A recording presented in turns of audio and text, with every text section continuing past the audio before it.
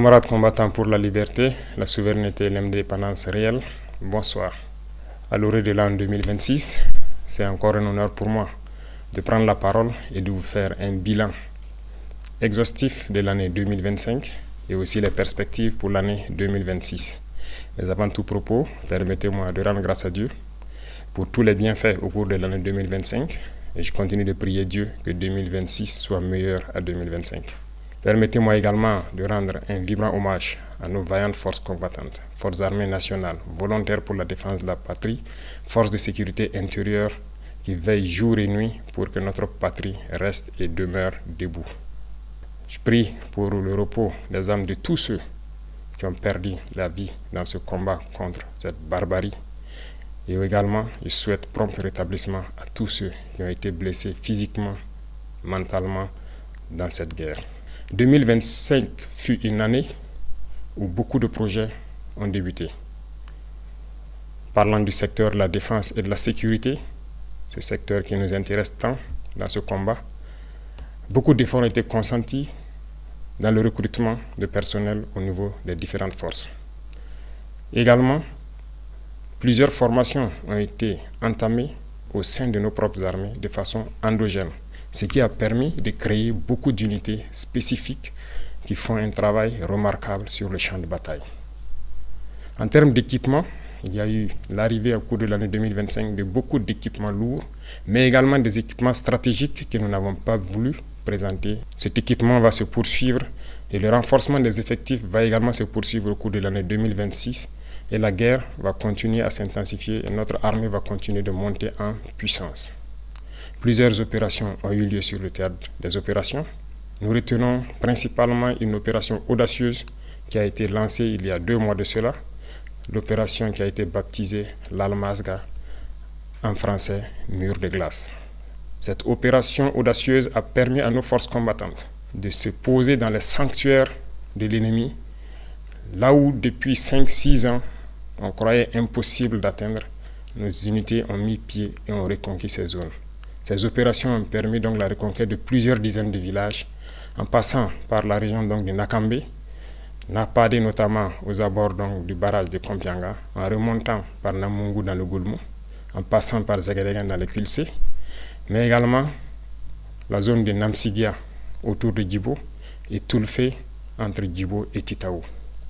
Ces opérations ont été menées avec la plus grande audace et l'ennemi a été écrasé sur le passage de nos forces combattantes qui s'y sont installés et continuent leur progression au fur et à mesure.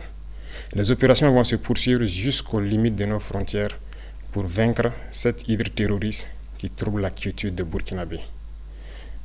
L'armée va continuer à monter en puissance, les forces de sécurité intérieure également. Il y aura un petit changement qui va permettre au VDP de se projeter plus en avant pour appuyer les autres forces. Cette situation de conflit a également fait que nous avons malheureusement des personnes déplacées internes qui attendent toujours de rejoindre leur village.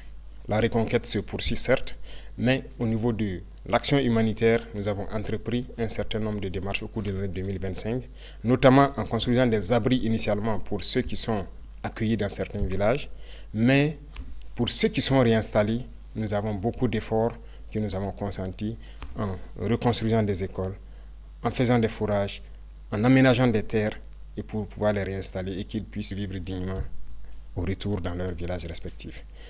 Nous allons poursuivre cette tendance parce que nous ne voulons pas que nos populations qui retournent dans leurs villages restent dans l'assistanat. Nous voulons qu'elles puissent contribuer, qu'elles puissent produire et pouvoir vivre dignement. Voilà pourquoi le ministère donc, de l'Action humanitaire est basé sur les différents ministères pour pouvoir accompagner toutes ces personnes déplacées internes initiales au retour dans leur village, de pouvoir s'installer et avoir donc de quoi travailler dans leurs villages respectifs.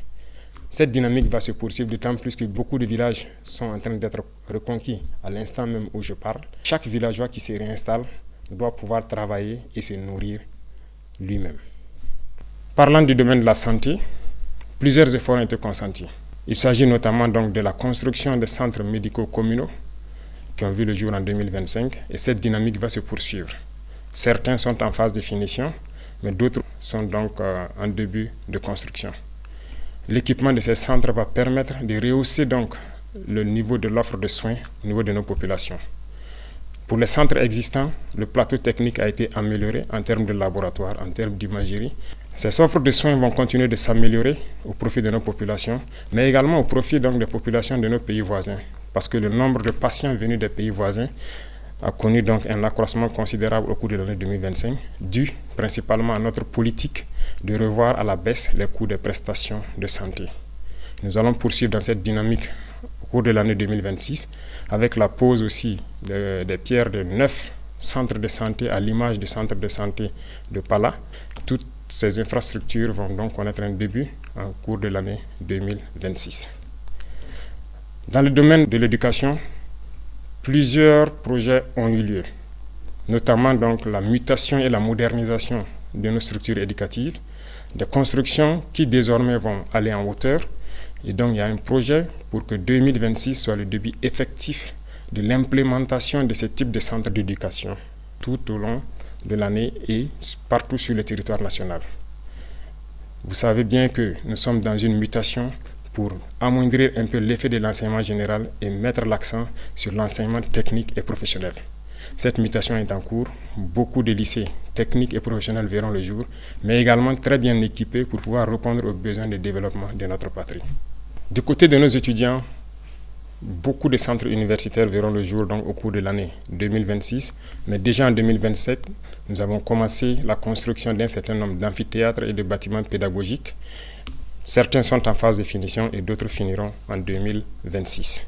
Nous poursuivrons cette dynamique pour permettre à tous les centres universitaires, à toutes les universités, de pouvoir étudier de façon digne et aussi la modernisation en ce qui concerne l'Internet et l'éducation virtuelle va se poursuivre parce que nous venons d'acquérir donc un certain nombre de serveurs au profit uniquement des universités pour que les étudiants puissent avoir des bibliothèques en ligne et cette dynamique va se poursuivre.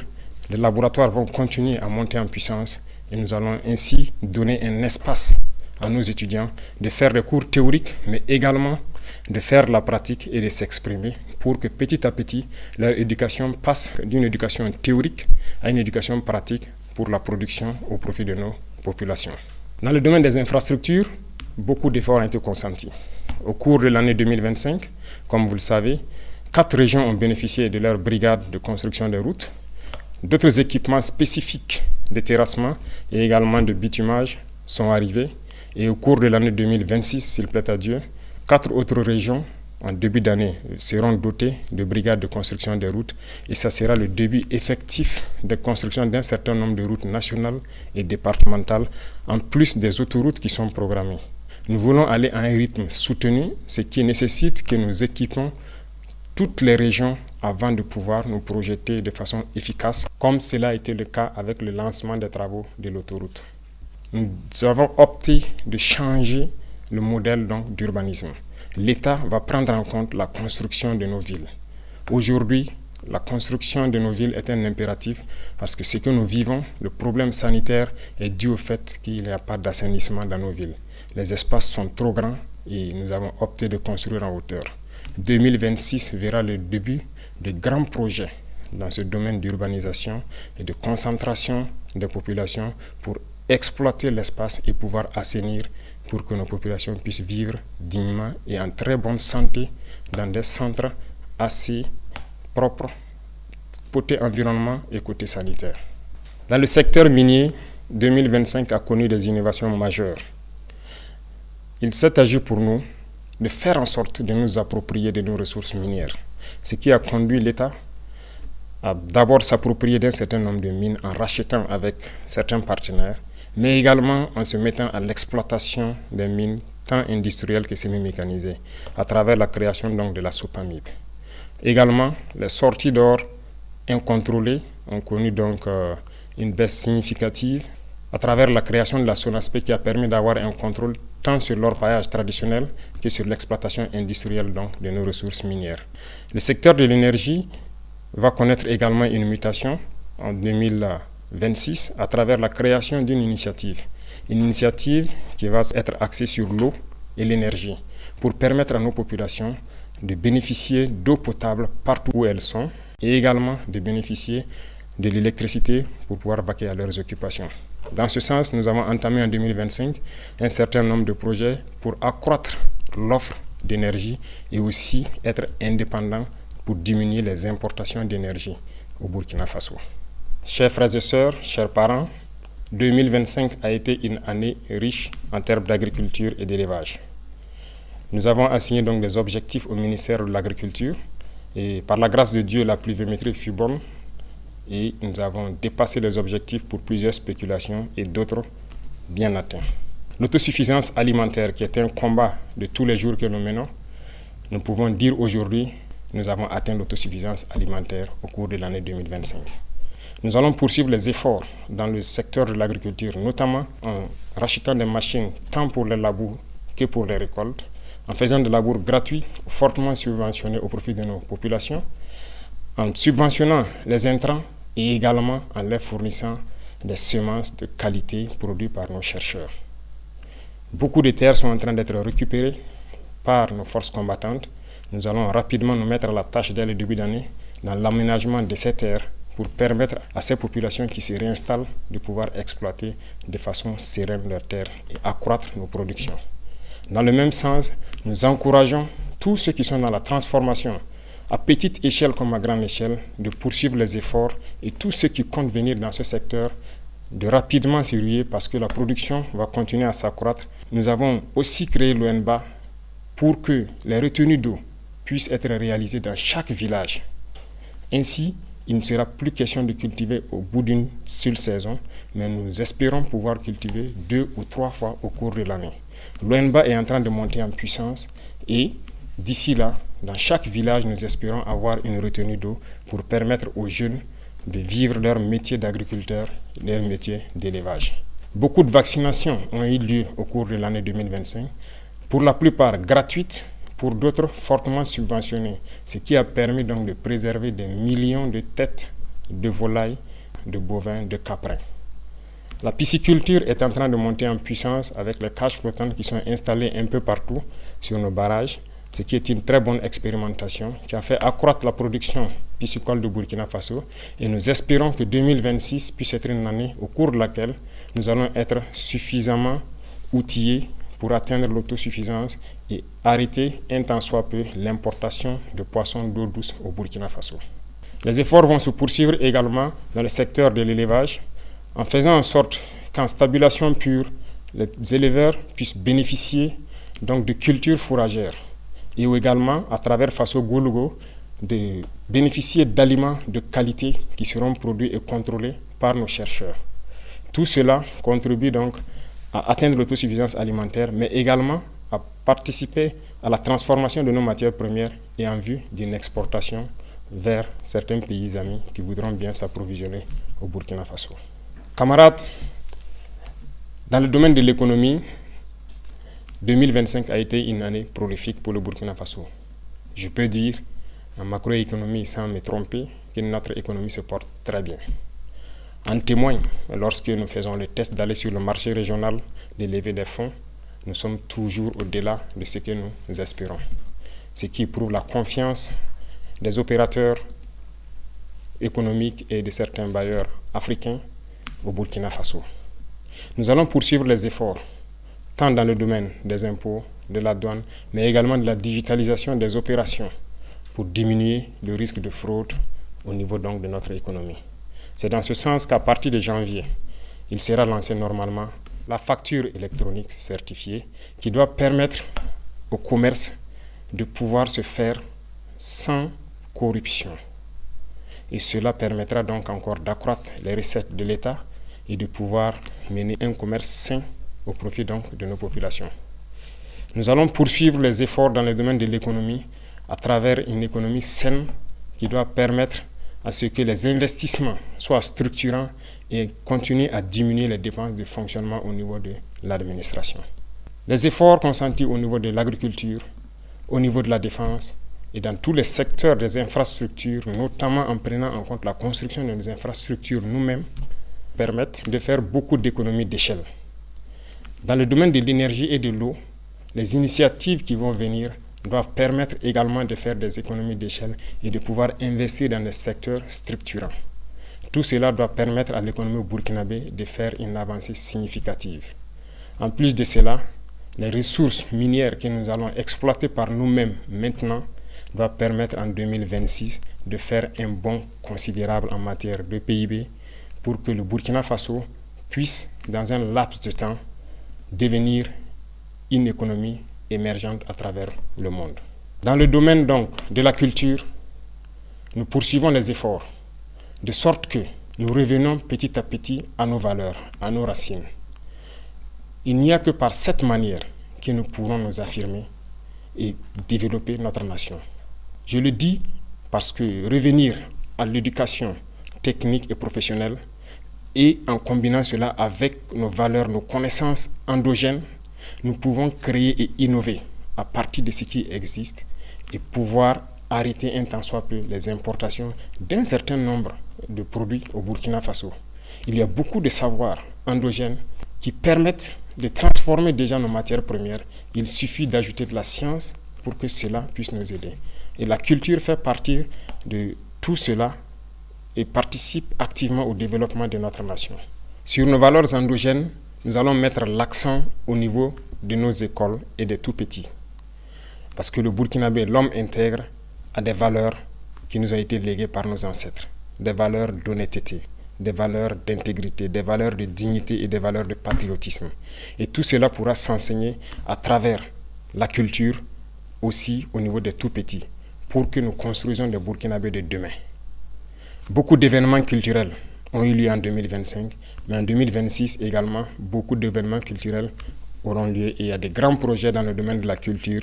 Mais tout cela, comme je l'ai dit, doit être axé sur nos valeurs ancestrales endogènes qui doivent permettre de créer de nouveaux Burkinabés basés sur nos propres valeurs. Tout cela doit faire la différence avec le Burkinabé que l'impérialisme a voulu bien construire au Burkina Faso. Le Burkinabé nouveau doit être quelqu'un qui s'est départi de toute corruption et qui doit mettre la patrie au devant de tout ce qu'il fait. C'est à ce sens que nous pourrons vaincre ce terrorisme qui nous menace également aujourd'hui, mais également pouvoir développer de façon consistante tout ce que nous produisons ici et pouvoir être une nation puissante et émergente. 2025 a été une année d'industrialisation également. Beaucoup d'unités industrielles ont vu le jour, notamment dans la transformation de nos matières premières, et beaucoup de ces unités ont été accompagnées par l'État à travers le Fonds burkinabé de développement économique et social, mais aussi des banques étatiques.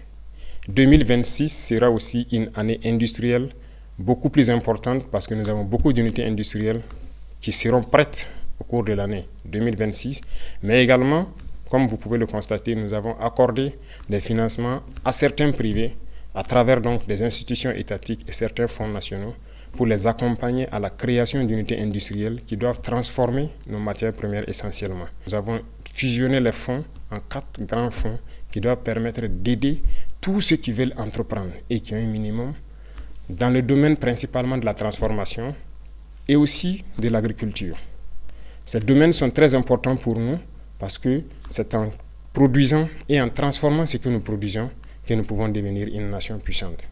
Et donc l'État, en transformant ces fonds, veut avoir une marge importante pour pouvoir aider tous ceux qui sont du privé et également les entreprises nationales, étatiques, qui doivent émerger en 2026 pour que cette transformation de nos matières premières soit une réalité.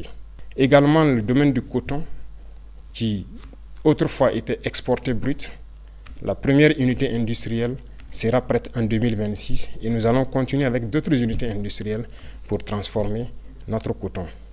Ceci dit, tout ce qui est matière première que nous produisons, nous allons essayer autant que possible d'installer des unités industrielles pour la transformation et 2026 sera une année où nous allons avoir un budget important à injecter au niveau des fonds pour aider tous ceux qui ont des projets structurants dans ce domaine. Dans le domaine du sport, nous avons investi beaucoup à travers donc, le Bureau national des grands projets, également à travers le ministère au cours de l'année 2025. Un stade est en construction à Bobo-Dioulasso et qui doit finir en début 2026, mais également à travers toutes les régions, nous comptons créer des espaces pour permettre aux jeunes, premièrement, de faire du sport pour rester en bonne santé, pour faire en sorte que notre jeunesse ne soit pas oisive. Cela contribue à la santé physique, mentale, mais également à la productivité de la jeunesse dans notre nation. Nous allons poursuivre les efforts dans ce sens au profit de la jeunesse et développer tous les types de sports qui puissent être développés au Burkina Faso et qui puissent faire en sorte que la jeunesse soit en cohésion parfaite. À toutes les équipes qui représentent le Burkina Faso à l'extérieur dans les compétitions internationales, nous leur souhaitons plein succès pour 2026 et particulièrement les étalons qui aujourd'hui défendent les couleurs nationales, nous leur souhaitons plein succès jusqu'à la victoire finale. Camarades combattants, le domaine de la justice est un domaine qui nous tient à cœur. Aucune nation ne peut se développer dans l'injustice. L'injustice crée des tensions, crée des conflits et crée donc des problèmes au sein de la société. Voilà pourquoi nous nous sommes attaqués à ces phénomènes et nous avons restructuré totalement la justice au cours de l'année 2025. Cette restructuration va se poursuivre à travers donc le nouveau format du CSM qui intègre des personnels non magistrats, mais également nous voulons transformer totalement la manière de faire la justice. Et tout cela, je parlais de culture tantôt, nous avons décidé d'incorporer nos valeurs endogènes de gestion des conflits au sein de la justice.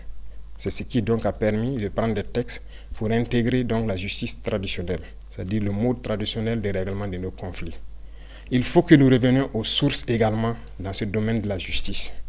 Nous ne pouvons pas importer une justice et l'appliquer et espérer avoir la cohésion sociale. En intégrant donc nos valeurs ancestrales et en intégrant les personnes ressources pour le règlement de certains conflits, nous pensons que nous pouvons créer un espace de cohésion sociale fiable. En 2026, nous allons implémenter de façon physique sur le terrain ces différents tribunaux pour pouvoir régler la plupart des questions à l'amiable. Également, nous avons initié en 2025 le fait que les prisonniers puissent sortir, participer à la construction du pays. Ce n'était qu'une initiation. En 2026, nous allons faire en sorte que tous les prisonniers puissent connaître une reconversion. Au lieu de dormir en prison, nous allons faire en sorte qu'ils puissent participer, apprendre des travaux et se réinsérer dans la société. Cette nouvelle façon de voir la justice permet à ce que personne ne reste en marge. Tous ceux qui voudront construire le pays auront leur mot à dire. Que vous soyez libre ou en détention, nous ferons en sorte que vous puissiez participer à la construction du pays, et vous racheter et revenir dans la société.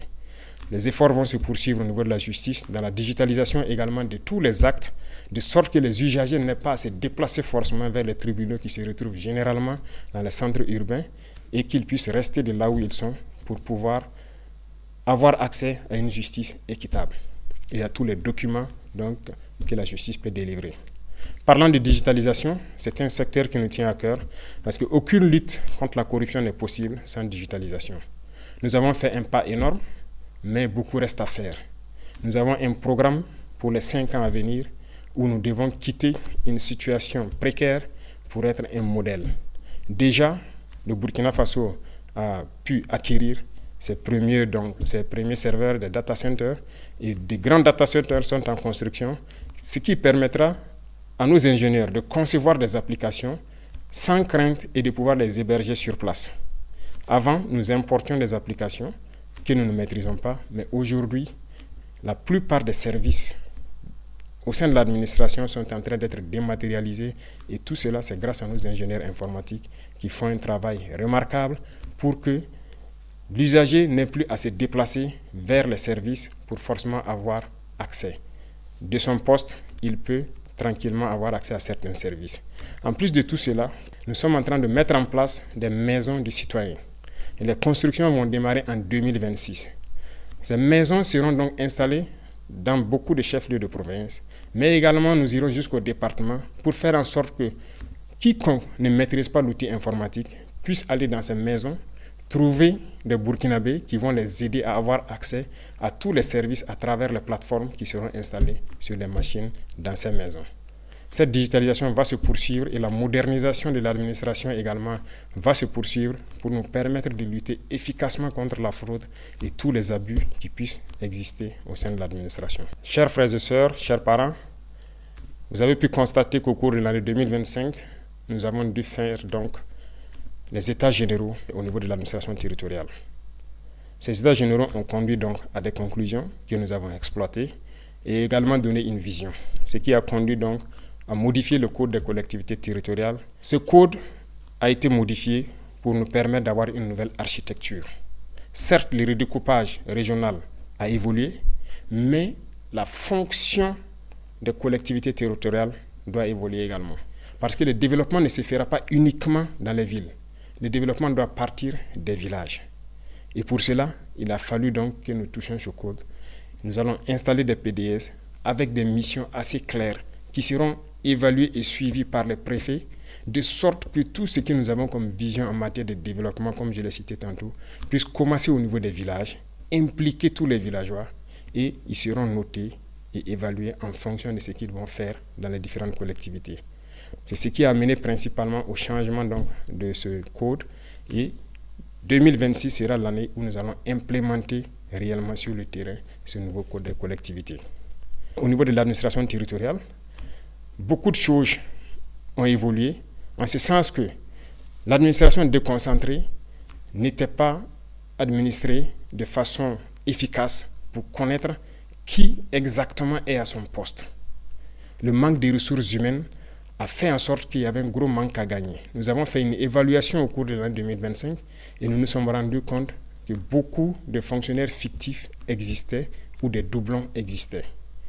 Le recrutement récemment, en cours de l'année 2025, de beaucoup donc, de personnel des ressources humaines doit permettre de les envoyer au niveau donc, régional pour ainsi faire en sorte que tout agent qui est affecté doit pouvoir travailler et contrôler à partir de la région. Et là, au niveau national, nous avons l'assurance que le service pour lequel il a été envoyé est rendu aux populations au moment donné. Cette modernisation va se poursuivre parce que ça doit s'accompagner d'une digitalisation. Du côté de la diplomatie, le Burkina Faso rayonne. Le Burkina Faso a allumé une lumière et cette lumière doit rester allumée pour toujours. Nous rayonnons à travers le monde et notre diplomatie est très active. Des changements auront lieu, certes, pour réorganiser le dispositif diplomatique à travers le monde entier, parce que la géopolitique nous l'impose. Et cette réorganisation a déjà commencé en 2025 avec un certain nombre de réajustements dans le traitement donc, des diplomates, mais la réorganisation spatiale à travers le monde entier aura lieu en 2026. Nous allons rediriger notre diplomatie en fonction de la géopolitique actuelle qui vit notre pays. Le Burkina Faso est un pays ouvert pour tous les partenaires, sincères, respectueux de notre souveraineté, de notre liberté et de notre dignité.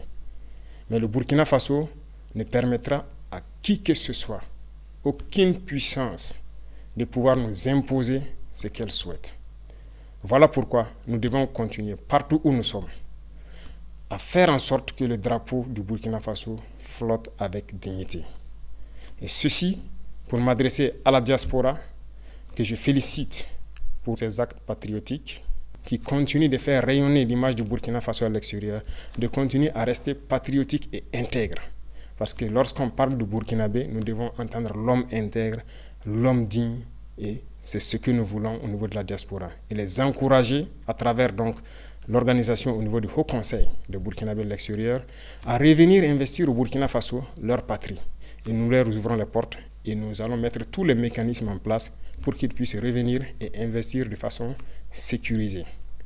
Au niveau confédéral, le Burkina Faso poursuit sa contribution au niveau de notre espace commun qu'est l'AES. 2025 a été une année où on nous a confié une lourde responsabilité de conduire la destinée de la Confédération. Nous avons pris cette responsabilité et nous avons promis de faire en sorte que l'AES rayonne à travers le monde entier. Et nous allons tenir notre parole. Et ceci, nous demandons à tous les Burkinabés de faire en sorte que cette mission qui nous a été confiée puisse être donc conduite avec succès. Nous allons poursuivre les efforts de coopération, d'amitié avec tous les États, comme je l'ai dit, respectueux de notre souveraineté et faire en sorte que l'intérêt des peuples prime sur les intérêts au niveau politique. Camarades combattants pour la liberté, Je tenais à féliciter tous les acteurs, qu'ils soient du monde de l'éducation, de l'agriculture, des infrastructures, du monde de l'économie, les agents de la santé, nos vaillantes forces combattantes, pour tous les efforts consentis au cours de l'année 2025, de continuer à mouiller le maillot, comme on aime le dire, à se sacrifier, à se donner corps et âme pour le bonheur de notre population. Car la seule chose qui importe pour nous, c'est le bonheur de nos populations. Tout acteur de l'administration doit avoir cela en tête et faire en sorte que ces actions quotidiennes contribuent au rayonnement de notre patrie. À tous ceux-là qui communiquent, qui combattent l'impérialisme à travers la communication, je les félicite et je les encourage à redoubler d'efforts. Parce que toutes les guerres de l'impérialisme commencent d'abord par la communication. Et pendant les guerres, la communication fait la différence dans les batailles. La communication est un maillon essentiel, est un maillon névralgique pour le succès des opérations. Poursuivez votre effort de communication, poursuivez votre effort à faire en sorte que leur désinformation ne puisse pas toucher nos populations. Je vous félicite parce que vous avez fait beaucoup d'efforts ces derniers temps en prouvant aux yeux de tout le monde que le Burkina Faso est debout. Et quand je parle d'acteurs de la communication, je parle du monde de la presse, qu'elle soit privée ou publique, et de tous ceux qui œuvrent à travers donc les médias sociaux à montrer une image saine du Burkina Faso. Et je remercie également tous ceux qui ont pris de leur temps, qui ont quitté l'extérieur, venir au Burkina Faso pour constater les réalités du Burkina Faso et qui ont pu le diffuser à travers leurs canaux pour faire comprendre à ces médias mensongers que ce qu'ils disent de notre patrie est totalement faux. Continuez dans ce sens parce que je le dis et j'insiste, la communication est un maillon névralgique dans le succès de notre lutte. Les révolutions passées n'ont pas abouti, nous connaissons les causes, mais nous ferons en sorte que cette révolution aboutisse pour le bonheur de nos populations. Le Burkinabé est intrinsèquement révolutionnaire. Voilà pourquoi toute la population doit mettre la main à la pâte, faire en sorte que la communication, l'intoxication et la désinformation de l'impérialisme ne passent pas. Pour tous ceux qui sont encore sceptiques, qui ne croient pas en la dynamique, je les invite à regarder un peu dans le rétroviseur. Dans le passé, il y a quelques années, comment était le Burkina Faso, à faire un mea culpa et voir exactement ce qui a été fait au bout de ces 3 années et rejoindre le bateau. Nous ne voulons pas exclure quelqu'un, mais comme nous l'avons dit, si quelqu'un ferme les yeux et refuse de voir le soleil, nous ne pouvons pas faire autrement que de le laisser en marche. Nous allons évoluer, nous allons continuer, nous allons poursuivre notre lutte. Le Burkina Faso vaincra, le terrorisme sera un passé et nous ferons en sorte que le visage du Burkina Faso qui est connu aujourd'hui, dans 5 ans, nous ne puissions pas le reconnaître.